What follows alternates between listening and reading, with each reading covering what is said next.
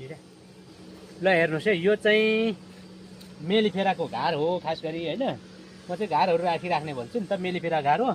Serena मौरी आएर यहाँ बस्न खोज्दैछन् है। त्यही भएर जहिले तैँले चाहिँ सेरेना मौरीको अथवा मेलिफेराको घार चाहिँ तयारी पोजिसनमा राख्यो भने, सफा गर्दै राख्दै गऱ्यो भने, यो चाहिँ हेर्नु ल, ठुलो ठुलो घार छ मेलिफेराको। सेरेना आएर बसे। अब यसलाई फेरि अस्तिको जस्तो मिलाउनु पर्छ। अब यहाँ पनि मैले के गर्छु भने प्रायः यहाँ पनि यसरी खप्टाएर राखेको हो।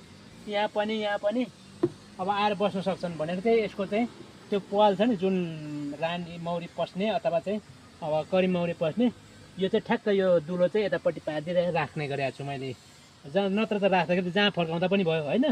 ठ्याक्कै हेर्नुहोस् है, यतै फर्काइसकेपछि यो पनि यता पस्न सक्छन् भनेर राखेको, ठ्याक्क आएर पसेछन् पनि फेरि।